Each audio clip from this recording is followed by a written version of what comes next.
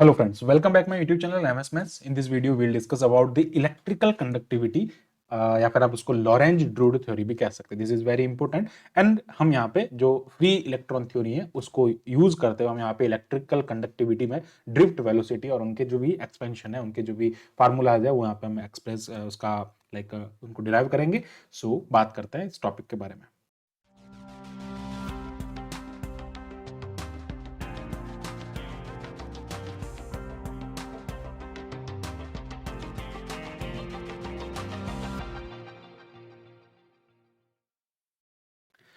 So electrical conductivity का मतलब क्या होता है कि जब भी हमारे पास में कोई मेटल होता है, उस मेटल के अंदर बहुत सारे है ना नंबर ऑफ फ्री इलेक्ट्रॉन्स उसके अंदर होता है.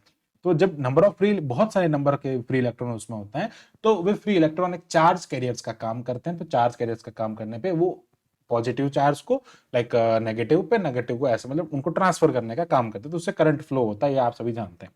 तो अब यहाँ पे जो इलेक्ट्रिकल कंडक्टिविटी जो होता है उनको लॉरेंज एंड ड्रूड थ्योरी नाम दिया गया. इन्होंने बताया इसके बारे में. तो क्या क्या बताया, उनके पॉइंट को भी यहाँ पे उनके पोस्टुलेट्स को भी डिस्कस करते हैं. एंड देन ड्रिफ्ट वेलोसिटी जो होती है इलेक्ट्रॉन की, जिसको एवरेज वेलोसिटी, रैंडम वेलोसिटी, सारे हम उसमें डिफरेंस देखेंगे कि एक्चुअल में वो सारे होते क्या है. ठीक है, तो सबसे पहले यहाँ पे बात करते हैं Lorentz and Drude explain the electrical. इन्होंने एक्सप्लेन किया था electrical conductivity of the metal on the basis of free electron theory. अब फ्री इलेक्ट्रॉन थ्योरी क्या होता है कि इलेक्ट्रॉन्स जो होता है जब बहुत सारे किसी मेटल के अंदर हो जाते हैं तो वो एक गैस की तरह बिहेव करते हैं, यानी कि जो आइडियल गैस के मॉलिक्यूल्स होते हैं उनकी तरह बिहेव करते हैं इलेक्ट्रॉन्स. ठीक है, तो उन्हीं के बारे में यहाँ पे हम डिस्कस करते हैं. उनके कुछ पोस्टुलेट्स यहाँ पे दिए गए थे, उन पोस्टुलेट्स को वन बाय वन डिस्कस करते हैं. सबसे पहले बात करते हैं in metal there are a large number of electrons. These electrons are moving in different direction with different velocity. जब मेटल के अंदर बहुत सारे इलेक्ट्रॉन्स, मान लीजिए ये इस टाइप से हैं आपके पास में, मेटल्स के अंदर बहुत सारे इलेक्ट्रॉन्स हैं. अब इनकी रैंडम वेलोसिटी होगी. ठीक है, डिफरेंट डिफरेंट. अब कोई जरूरी नहीं है कि ये v वेलोसिटी चल रहा है वी वेलोसिटी से चलेगा, कोई और वेलोसिटी से चल सकता है. कुछ की स्पीड कम हो सकती है, कुछ की ज्यादा हो सकती है, कोई किसी डायरेक्शन में हो, कोई किसी डायरेक्शन में. इन सबकी रैंडम डायरेक्शन, कोई इधर चल रहा है, कोई इधर चल रहा है. तो रैंडम डायरेक्शन सबकी हो रही है जब उस पर कोई भी एक्सटर्नल फील्ड या एक्सटर्नल फोर्स अप्लाई नहीं किया गया है. ठीक है, फिर बात करते हैं कि according to the free electron theory. और फ्री इलेक्ट्रॉन थ्योरी क्या कहती है, in the metal like these electrons form an gas. वो मैंने आपको बताया कि ये इलेक्ट्रॉन्स जो होते हैं ये एक गैस का फॉर्मेशन करते हैं. और ये गैस कैसी होती है, आइडियल गैस. ठीक है, ये गैस जो होती है वो आइडियल गैस के तरह बिहेव करती है और आइडियल गैस के मॉलिक्यूल्स की तरह इलेक्ट्रॉन्स बिहेव करते हैं. सो this is the free electron theory. ठीक है, अब यहां पे क्या होता है, the motion of these electron is random. हमने यहां पे देखा रैंडम मोशन हो रहा है, रैंडम इनकी वेलोसिटीज है, रैंडम डायरेक्शंस में ये चल रहे हैं. ठीक है, so the moving electron collide. अब जब रैंडम चल रहे हैं तो भैया उनका एक दूसरे से क्या होगा, कोलिजन होगा, टक्कर होगी. तो जब एक दूसरे से जाके वो टक्कर करेंगे, एक दूसरे से जाके टकराएंगे, तो उसी बीच में उस मेटल के अंदर जो पॉजिटिव आयंस होते हैं, ठीक है, मेटल्स के अंदर पॉजिटिव आयंस होते हैं, उनसे भी जाके वो टक्कर करेंगे. ठीक है, collide which each other, and electron electron आपस में भी टक्कर करेंगे. और वो जो पॉजिटिव आयंस उसके अंदर होते हैं उससे जाकर उनका कॉलिजन होगा. तो अब यहां पे क्या हो रहा है, ये वेरी इंपॉर्टेंट है कि जब इलेक्ट्रॉन्स, मान लीजिए यहां पे कोई बीच में पॉजिटिव आयंस भी है, ठीक है, और यहां से एक इलेक्ट्रॉन भाई साहब आ रहे हैं, ये जाके इनको टक्कर मारेंगे. अब टक्कर मारने पे आयंस क्या करेंगे, वापस रिएक्ट करेंगे उसके ऊपर. तो उससे क्या होगी, उनकी स्पीड और एवरेज स्पीड और वो सारी जो चीजें होंगी वो इफेक्टिव होंगी. उनकी डायरेक्शन भी चेंज होगी, उनकी वेलोसिटी भी चेंज होगी, कुछ समय तक वो रुकेंगे. ठीक है, उनका कॉलिजन, नंबर ऑफ कॉलिजन होगा, एक कॉलिजन के बाद में दूसरे कॉलिजन तक वो जाएंगे, उनके बीच के टाइम को हम रिलैक्सेशन टाइम कहते हैं. ये सारा कुछ हम यहाँ पे डिस्कस कर रहे हैं. ठीक है, आगे बढ़ते हैं, फिर बात करते हैं कि एब्सोल्यूट टेम्परेचर. अब देखो यहाँ पे टेम्परेचर एक बहुत इंपॉर्टेंट फैक्टर होता है. देखो जब भी हम यहाँ पे आप ऐसा समझ सकते हैं कि आपने क्या किया, एक तवे के अंदर पॉपकॉर्न डाले, अब उसको टेम्परेचर दिया तो वो पॉपकॉर्न क्या होंगे, उछलेंगे. तो उसी टाइप से हो रहा है मेटल के अंदर पॉपकॉर्न है इलेक्ट्रॉन्स. जब आपने उनको यहाँ पे हीट दिया, टेम्परेचर दिया, एनर्जी दी, एक्सटर्नल एनर्जी देने वो फुदक रहे हैं, वो उछल रहे हैं. तो इसका क्या मतलब हुआ, सीधा सा ये मतलब हुआ कि इलेक्ट्रॉन्स को हीट देने पे उनकी काइनेटिक एनर्जी बढ़ती है. उनकी जो यहाँ पे आप कह सकते काइनेटिक एनर्जी कह दो या टोटल एनर्जी कह दो, वो उसमें चेंज होता है. और वो कितना चेंज होता है, उनकी जो एवरेज एनर्जी जो होती है वो 3/2 kT होती है. अब kT जो होता है, k बोल्ट्जमान कांस्टेंट होता है, t यहाँ पे आपने जो टेम्परेचर दिया है उसके इक्वल होता है. So the absolute temperature T the average energy of the electron is 3/2 kT होता है, ठीक है। So in the absence of electric, अब यहाँ पे कोई इलेक्ट्रिक फील्ड हमने नहीं लगाया, कोई हीट नहीं दिया उसको, कोई कुछ भाई जो मैं एक्सटर्नल जो फोर्स लगाना होता है हमने कुछ यहाँ पे अप्लाई नहीं किया, तो उस कंडीशन में इन the absence of electric field the average velocity of the electron in the direction. अब देखो एवरेज वेलोसिटी जो होता है सबका अलग अलग होगा, लेकिन जो सम होगा सबका ऑल ओवर हम बात करेंगे तो वो ऑलवेज जीरो होगा, ठीक है। तो उनका करंट डेंसिटी देखो यहाँ पे इलेक्ट्रॉन का वेलोसिटी भी जीरो होगा और करंट डेंसिटी भी उनका जीरो होगा, ये बात भी आपको ध्यान में रखना है। ये सारा जो लॉरेंस ड्रूड थे उन्होंने अपनी थ्योरी के अंदर बताया था। अब बात करते हैं when an external electric field is applied, जब एक्सटर्नल फील्ड को अप्लाई किया जाता है, आप समझना यहाँ पर एक्सटर्नल इलेक्ट्रिक फील्ड एब्सेंस था, उस एब्सेंस की कंडीशन में उनका सबका एवरेज जो था वो जीरो हो गया था। अब यहाँ पे जब हमने अप्लाई किया उसके ऊपर, अप्लाई करने पे क्या हो रहा है, when an external electric field is applied on the electron moves with some velocity। अब इलेक्ट्रॉन्स जो है वो कुछ वेलोसिटी से मूव कर रहे हैं in the direction, in the opposite direction. अब जब यहाँ पे मान लो इधर इधर प्लस है इधर माइनस है, तो माइनस से किधर जाएंगे, इलेक्ट्रॉन इस तरफ जाएंगे, माइनस है तो इलेक्ट्रॉन प्लस की तरफ जाएंगे, तो यहाँ से इलेक्ट्रॉन आएंगे इस तरफ जाएंगे, तो वो एक ही डायरेक्शन में उनका क्या यहाँ पे क्या हो जाएगा, एक ही डायरेक्शन में सारे एक तरफ हो जाएंगे, ठीक है। उनका जो आप कह सकते हैं विन्यास कह सकते हैं, मतलब जो उनकी जो डायरेक्शन है वो एक ही तरफ हो जाएगी, तो ये चीजें आपको ध्यान में रखनी है, ठीक है। आगे बढ़ते हैं, अब बात करते हैं यहाँ पे नेक्स्ट उनकी जो नेक्स्ट थ्योरी थी, लाइक जो नेक्स्ट पॉइंट थे वो उन सब के बारे में डिस्कस करते हैं। तो हमने क्या किया, अभी तक इलेक्ट्रिक फील्ड को हमने यहाँ पे अप्लाई किया तो वो सभी एक डायरेक्शन में चलने लगे, मतलब उनका जो एवरेज था वो अब हो गया। अब यहाँ पे जो वेलोसिटी होता है this is known as the drift velocity. देखो समझने की कोशिश करना, जब हमने यहाँ पे जब हमारा नो इलेक्ट्रिक फील्ड था, हमारा यहाँ पे इलेक्ट्रिक फील्ड एब्सेंस था, in that case the average velocity of the electrons in the metal is zero. वो क्या थी, जीरो थी, एवरेज वेलोसिटी यहाँ पे जीरो थी। अब जब हमने यहाँ पे वेलोसिटी को लाइक इलेक्ट्रिक फील्ड को हमने अप्लाई किया, इन दैट केस द और the direction of all the electron is toward the positive, ठीक है। तो यहाँ पे आप कह सकते हैं हायर पोटेंशियल कह सकते हैं, यहाँ पे पॉजिटिव की तरफ क्या हो गया, उन सभी इलेक्ट्रॉन चलने लगे। तो जब इसकी तरफ चलने लगे तो अब उनमें कोई ना कोई एक लाइक एवरेज बनेगा, वो एवरेज वेलोसिटी अब जो बन रही है उसको हम यहाँ क्या कहते हैं, वी कहते हैं, या फिर ड्रिफ्ट वेलोसिटी जिसको हम नाम देते हैं, हिंदी में इसको अपवहन वेग भी कहा जाता है, ठीक है। आगे बढ़ते हैं, अब यहाँ पे क्या हो रहा है, ये जो इलेक्ट्रॉन अब चल रहे हैं, अब यहाँ पे जो ड्रिफ्ट वेलोसिटी होती है वो सुपर इंपोज करते हैं रैंडम मोशन के ऊपर। देखो उससे पहले इलेक्ट्रॉनों का रैंडम मोशन हो रहा था जब हमने इलेक्ट्रिक फील्ड को अप्लाई नहीं किया था, बट हमने जब अब यहाँ इलेक्ट्रिक फील्ड को अप्लाई किया तो ड्रिफ्ट वेलोसिटी और रैंडम मोशन, दो वर्ड यहाँ पे, तो ड्रिफ्ट वेलोसिटी का सुपर इंपोजिशन किस पे हो रहा है, रैंडम मोशन, यानी रैंडम मोशन को खत्म करने की कोशिश कर रहा है ड्रिफ्ट वेलोसिटी, ठीक है। So the drift velocity is very small as compare to the average random. अब देखो ड्रिफ्ट वेलोसिटी, देखो रैंडम मोशन के बहुत सारे इलेक्ट्रॉन्स हैं,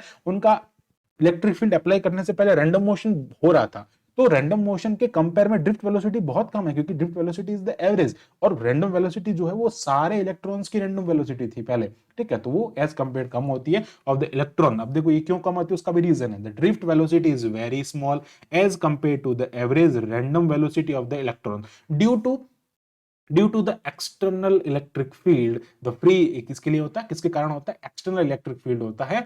सो the free electrons are accelerated, free electrons जो है वो एक्सेलरेटेड हो जाता है and gain their kinetic energy, वो काइनेटिक एनर्जी को एब्जॉर्ब करते हैं। जब उनमें एक्सटर्नल फील्ड को लगाया जाता है तो उनकी काइनेटिक एनर्जी बढ़ जाती है। तो स्टार्टिंग में कितनी होती है, ये 3/2 kT होती है। जब हमने टेम्परेचर इसमें बढ़ाया या फिर आप इलेक्ट्रिक फील्ड उसमें दे रहे हैं तो वो ऑब्वियसली उसमें टेम्परेचर बढ़ रहा है, तो उस कारण वो क्या कर रहा है, गेन कर रहा है काइनेटिक एनर्जी को, तो उनकी ड्रिफ्ट वेलोसिटी कम होती जा रही है। पर हाँ अभी भी उसमें रैंडम मोशन हो रही है और वो रैंडम मोशन ज्यादा होती है, ठीक है। When these electron collide with positive ions, अब पॉजिटिव आयंस जब कोलाइड करते हैं तो वहां पे क्या हो रहा है, इन इलास्टिक, ठीक है, इन इलास्टिक जो है in elastic collision, elastic collision, in elastic collision, ये सब हम जानते हैं, अलग अलग टाइप के कोलिजन्स होते हैं। तो इन इलास्टिक कोलिजन होते हैं जिसमें एक दूसरे से टक्कर करते हैं, मतलब एक पड़ा रहता है आयंस, पॉजिटिव आयंस एक जगह रहता है और ये जाके उनसे टक्कर करते हैं, कोलाइड करते हैं, and the whole energy gain by the electron from the external field. अब जितनी भी एनर्जी जो होती है वो इलेक्ट्रॉनों के द्वारा गेन कर ली जाती है, इलेक्ट्रॉन एनर्जी को ले लेते हैं और वो सीधा किस में ट्रांसफर कर देते हैं, पॉजिटिव आयंस में एनर्जी को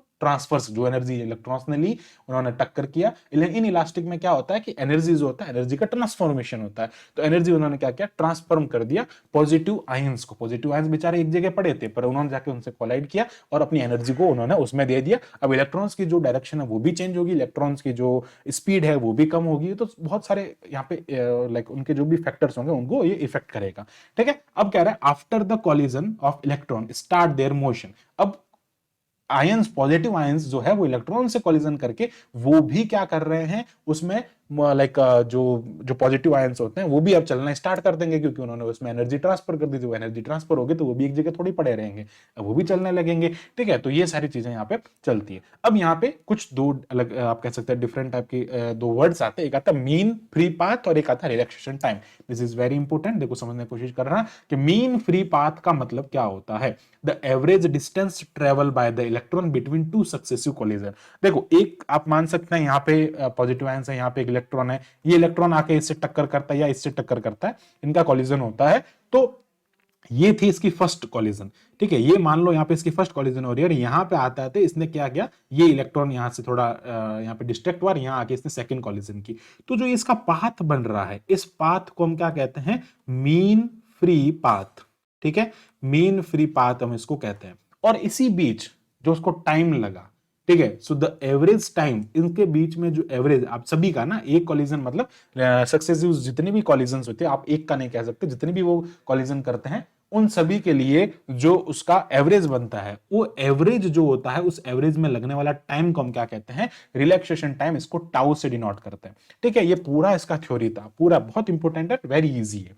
ठीक है, ये सब हम बहुत लाइक पहले से पढ़ते आ रहे हैं, बस उसी को हमने थोड़ा एक बार यहाँ पे समझा। ठीक है, so the electrical and thermal conductivity is due to the motion of, अब यहां पे आप इसका आंसर मिल गया कि भाई इलेक्ट्रिकल एंड थर्मल कंडक्टिविटी होती क्यों है, तो ये होती है only and only motion of the free electron. जितने भी उसके अंदर फ्री इलेक्ट्रॉन्स होते हैं उन सब के मोशन के कारण क्या होता है, उनकी इलेक्ट्रिकल कंडक्टिविटी भी होती है, थर्मल कंडक्टिविटी। आपने रॉड के एक एंड को मोमबत्ती या किसी से भी उसको हीट दिया तो दूसरे एंड तक भी उसकी हीट पहुंच जाती है। Why? Because free electrons move from one end to second end. ठीक है, ये आप समझ सकते हैं। इलेक्ट्रिकल में भी, इलेक्ट्रिक में भी यही होता है, वायर्स के अंदर इलेक्ट्रॉन्स जो होता है मूव करते हैं और उसका यही काम होता है, वो इलेक्ट्रॉन्स आपस में टक्कर भी करते हैं, कॉलिजन भी होता है, इस कारण वो हीट भी होता है। तो ये सारी यही जो उसके रेजिस्टेंस होते हैं, जो हम रेजिस्टेंस कहते हैं ना, यही रेजिस्टेंस होते हैं, वो आपस में कॉलिजन करते हैं, उसी से रेजिस्टेंस बनता है। ये सारी बात हम यहाँ पे डिस्कस करते हैं। पूरा किसके अंदर होता है, एक सॉलिड के अंदर होता है, सॉलिड के अंदर, एक सॉलिड के अंदर होता है, वो सॉलिड हम यहाँ पे डिस्कस करते हैं। ठीक है, आगे बढ़ते हैं। अब आता है हमारे पास में कि जो इलेक्ट्रिकल कंडक्टिविटी होती है, यानी कि सिग्मा जिसको हम कहते हैं, इलेक्ट्रिकल कंडक्टिविटी सिग्मा, इसका एक्सप्रेशन हम यहाँ पे निकालते हैं, इसका वैल्यू क्या होता है, इसका फार्मूला क्या होता है, ये सब हम यहाँ पे डिस्कस कर रहे हैं। सबसे पहले हम बात करते हैं, हमने यहाँ पे कुछ एज्यूम करना है और समझना है। देखो हम क्या कर रहे हैं, हमने यहाँ पे एक वायर लिया, आप ऐसा समझ सकते हैं, मान लीजिए ये हमने यहाँ पे इस टाइप से लिया, ये हमने ऐसा एक वायर लिया है। ठीक है, एक सेकेंड वेट, चलो यहां पे हमने इस टाइप से मान लो एक ये वायर का पीस लिया है, वायर का पीस कह सकते हैं, कोई सॉलिड कह सकते हैं। इसमें क्या हो रहा है, बहुत सारे इलेक्ट्रॉन्स है। ठीक है, बहुत सारे इलेक्ट्रॉन्स जो है वो इसमें रैंडम मोशन कर रहा है। अभी हमने इस पे इलेक्ट्रिक फील्ड अप्लाई नहीं किया है। अब जब हमने यहाँ पे इलेक्ट्रिक फील्ड को अप्लाई कर दिया है, तो इलेक्ट्रिक फील्ड अप्लाई करने पे आप देख सकते हैं ये माइनस है, ये प्लस है। अब ये सारे इलेक्ट्रॉन्स जो हैं, ये इलेक्ट्रॉन्स किस तरफ जाएंगे, इस तरफ जाएंगे, प्लस की तरफ सारे इलेक्ट्रॉन्स मूव करने लग गए। ठीक है, अब इनका आपस में कॉलिजन भी होगा, इनकी डायरेक्शन भी चेंज होगी, तो बहुत सारे फैक्टर्स यहाँ पे आएंगे। ठीक है, तो अब ये इलेक्ट्रॉन चल रहा है, इनका कॉलिजन भी हो रहा है। ठीक है, अब यहां से जो इनकी एनर्जी, जो एवरेज एनर्जी जो यहाँ पे बनती है, उसके बारे में हम यहाँ पे बात करते हैं। ठीक है, समझते हैं इसको। देखना, जब भी हम बात करते हैं इस एनर्जी, इस वेलोसिटी को हम वी डी से डिनोट करते हैं, यानी कि ड्रिफ्ट वेलोसिटी हम इसको नाम देते हैं। आगे बढ़ते हैं। अब देखो यहाँ पे, suppose an electric field E, अब ये इलेक्ट्रिक फील्ड जो है वो यहां पर आ रहा है। Suppose an electric field E acting on the electron, ये इलेक्ट्रॉन है, इस पे ये फील्ड जो है वो एक्ट कर रहा है इन द एक्स डायरेक्शन। ठीक है, ये जो डायरेक्शन है हम यहाँ पे लिख लेते हैं, एक्स डायरेक्शन में जो हो रहा है वो ये इलेक्ट्रिक फील्ड चल रहा है। ठीक है, तो फोर्स जो होगा वो भी किस डायरेक्शन में लगेगा, एक्स डायरेक्शन में लगेगा। ठीक है, आगे बढ़ते हैं। अब फोर्स क्या होता है, देखो जब भी हम बात करते हैं इलेक्ट्रिक फोर्स की, तो इलेक्ट्रिक फोर्स क्या होता है, F is equals to E vector, यही होता है हमारे पास में फोर्स, या फिर आप कह सकते हैं माइनस लिख दीजिए अगर आप यहाँ पे लिखना चाहें। तो इसका आप माइनस भी लिख सकते हैं, तो ये हो जाएगा f is equals to minus E vector. Okay, so this is equation number 1। अब देखो, जब हम बात करते हैं the equation of motion of like यहाँ पे हम बात करते हैं f क्या होता है, f क्या होता है, अगर मैं इसकी इक्वेशन की बात करता हूँ f is equals to ma होता है, तो ये क्या हो जाएगा m, इसको हम लिख देंगे d2x, x डायरेक्शन में चल रहे हैं, तो ये हो जाएगा d2x over dx square is equals to minus E vector. So this is the equation of motion, ये जो है वो इसके मोशन की इक्वेशन हो जाएगी। ओके, आगे बढ़ते हैं। अब यहां पे हमारे पास में क्या हो रहा है कि इसको हम सिंप्लीफाई कर देते हैं थोड़ा सा, तो एक्सेलरेशन को हम यहां पे लिख देते हैं d2x over dt square is equals to, and ये हो जाएगा माइनस ई वेक्टर अपॉन ये हो जाएगा m। ओके, अब यहां पे क्या हो रहा है कि इसमें जो लाइक हम इसका इंटीग्रेशन कर देते हैं, ये हमारे पास में एक डिफरेंशियल इक्वेशन आ गई, तो हम यहाँ पे इंटीग्रेशन कर देते हैं। So on integrating with respect to T, T के रेस्पेक्ट में हम यहाँ पे क्या करते हैं, इसका इंटीग्रेशन कर देते हैं। तो टी के रेस्पेक्ट में अगर हमको यहाँ पे इसका इंटीग्रेशन करना है, तो ये क्या बन जाएगा, dx over dt is equals to dx over dt, ये हमारे पास में इसका इंटीग्रेशन आ जाएगा, और अब हम यहाँ पे इसको सिंप्लीफाई कर देते हैं, dx over dt is equals to minus E vector upon m t plus C हो जाएगा। ठीक है, अब दोनों तरफ हमने इसका इंटीग्रेशन किया, तो यहाँ पे ये तो पूरा कांस्टेंट हो जाएगा। ठीक है, ये तो पूरा टर्म जो है वो कांस्टेंट हो जाएगा, तो यहाँ पे t आ जाएगा और उसके साथ में c जो है वो क्या आ जाएगा, इसकी वैल्यू, इसका एक कांस्टेंट आ जाएगा। ठीक है, अब बात करते हैं at t is equals to 0। अब देखो c का वैल्यू हमको निकालना पड़ेगा क्योंकि कांस्टेंट है, इसका वैल्यू निकालने के क्या करते हैं हम, t is equals to at t is equals to initial condition, ये कौन सी कंडीशन हो जाएगी, इसकी इनिशियल कंडीशन हो जाएगी। तो इनिशियल कंडीशन में dx ओवर dt जो है वो क्या है, 0 है, मतलब dx ओवर dt मतलब क्या हो गया, वेलोसिटी, वेलोसिटी इनिशियल कंडीशन में 0 है, यानी कि जब हमने यहाँ पे इन द एब्सेंस ऑफ, ये क्या हो गया, it means there is no electric field, यहाँ पे हमने इलेक्ट्रिक फील्ड को अप्लाई नहीं किया है, वेलोसिटी 0 हो गया, तो ये वैल्यू हम यहाँ पे पुट कर देंगे, तो 0 is equals to minus E T vector m, T की वैल्यू भी 0 है प्लस c, तो c जो है वो हमको यहाँ से क्या मिल गया, 0 मिल गया। इट मीन्स हमारे पास में जो ये वैल्यू आएगी dx over dt that is directly equal to this. ठीक है, ये इसके इक्वल हो जाएगी, c की वैल्यू हमने यहाँ पे 0 पुट कर दी। अब देखो अगेन हम क्या करते हैं, यहाँ पे इसको सिंप्लीफाई करते हैं, तो हमारे पास में जो एवरेज वेलोसिटी हमको निकालना है यहाँ पे। ठीक है, तो dx बाई dt ये मिल गया आपको, ये dx बाई dt जो है इसको हम यहाँ पे क्या करते हैं, जब भी वेलोसिटी जो होता है इसको x डॉट से डिनोट करते हैं, t के रेस्पेक्ट में जब भी आपके पास में डिफरेंशिएशन होता है तो उसको x डॉट से डिनोट करते हैं। ठीक है, x डॉट का मतलब क्या हो जाएगा, वेयर, हम लिख देते हैं भाई x डॉट का मतलब हो जाएगा dx अपॉन dt, इसका मीनिंग ये है। ठीक है, इसलिए हम इसको सिंपल करने के लिए ऐसा लिख रहे हैं, the average drift velocity of an like electron x dot, अब एवरेज निकालना है इसका, वेलोसिटी v कह सकते हैं आप, इसको v भी लिख सकते हैं। ठीक है, हमने x बार लिखा है यहाँ पे, तो देखो अब बात करते हैं the average drift velocity, the average drift velocity of electron x dot bar, average निकालने के लिए हम क्या करते हैं, पर बार लगाते हैं, तो ये क्या हो जाएगा, देखो x dot bar is equals to 1 upon tau, इसका फार्मूला होता है ये। ठीक है, 1 upon tau 0 to tau x dt। अब ये समझना, देखो टाउ क्या है, टाउ क्या है, tau is the relaxation time. ठीक है, टाउ यहां पे क्या है, रिलैक्सेशन टाइम है, tau is the relaxation time. Okay, so अब हम बात करते हैं यहाँ पे हमारे पास में जो वैल्यूज हैं, इस ये जो हमारे पास में x डॉट की वैल्यू है, एक्चुअली ये x डॉट है, यहां से ये वाली जो वैल्यू है इसको हम यहाँ पे पुट करेंगे, सो ये मिलेगा हमको average x dot is equals to 1 upon tau and this is the 0 to tau, और ये जो वैल्यू है हमारे पास में, इस वैल्यू को हम यहाँ पे पुट करेंगे, so that is the minus E upon m dt। ठीक है, m t dt हो जाएगा, यानी कि हमको क्या करना है, इसका यहाँ पे इसका इंटीग्रेशन करना है। तो जब हम यहाँ पे इसका इंटीग्रेशन करेंगे तो ये जो एवरेज हमको यहाँ पे ड्रिफ्ट वेलोसिटी मिलेगा दैट इज द 1 अपॉन टॉ, और ये हो जाएगा माइनस ई अपॉन m, और ये हो जाएगा 0 टू टॉ टी dt हो जाएगा। ठीक है, तो टाइम का क्या हो रहा है, यहाँ पे इंटीग्रेशन होगा, तो टाइम का जब इंटीग्रेशन होगा तो ये जो इंटीग्रेशन है ये हो जाएगा माइनस 1 अपॉन टॉ ई अपॉन ये हो जाएगा m, और t का t स्क्वायर हो जाएगा, टी स्क्वायर बाई 2 हो जाएगा, और लिमिट पुट करने पे एक्चुअली ये हो जाएगा टॉ स्क्वायर अपॉन 2 हो जाएगा। ठीक है, ये वैल्यूज हम यहाँ पे पुट कर लेंगे, तो like upper limit lower limit यहाँ पे पुट करने भी मिलेगा। टॉ से टॉ कैंसिल होने के बाद में हमारे पास में जो इसकी वैल्यू आएगी that is the minus E upon M, आप इसको 2m लिख सकते हैं, और ये आ जाएगा आपके पास में यहाँ पे टॉ। ठीक है, आगे हो जाएगा टॉ। तो ये हमारे पास में एक इक्वेशन आ रहा है, दिस इज इक्वेशन नंबर 1।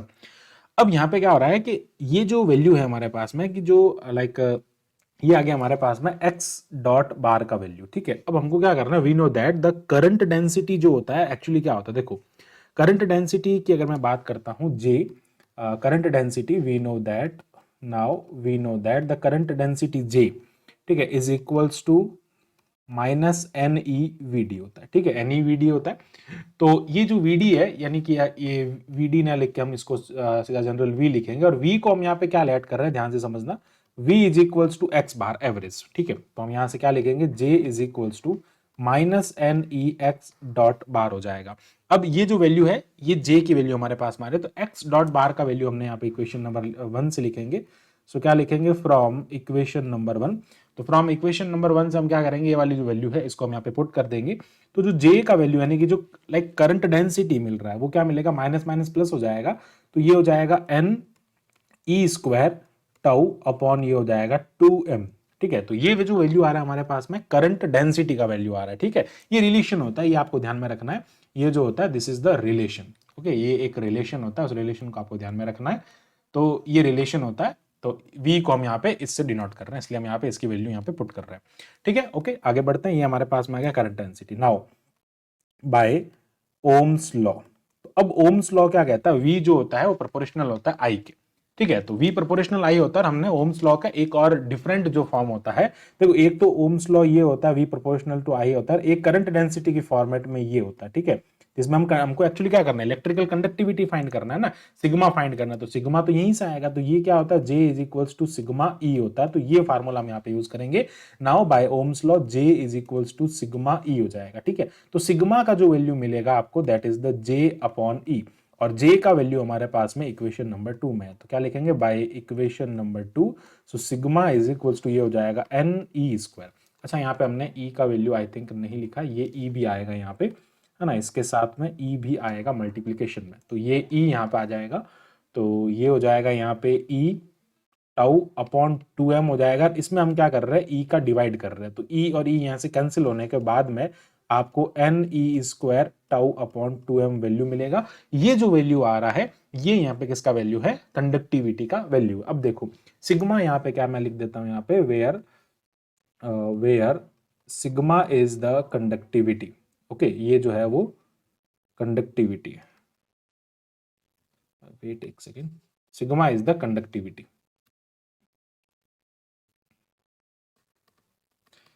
तो कंडक्टिविटी हमको यहां से मिल गई, ये मेटल जो है, सॉलिड जो है मेटल, उसकी कंडक्टिविटी। अब देखो हमारे पास में जो टाउ है वो हमने लेट किया है, अब हमको क्या करना है, एक्चुअल में इसका वैल्यू भी फाइंड करना है। तो टाउ जो होता है वो क्या होता है समझना, देखो टाइम क्या होता है एक्चुअल में, अगर हम बात करें यहाँ पे टाइम के बारे में, तो time is equals to distance. Time जो होता है वो क्या होता है, डिस्टेंस अपॉन वेलोसिटी। ठीक है, टाइम जो होता है वो डिस्टेंस अपॉन वेलोसिटी होता है।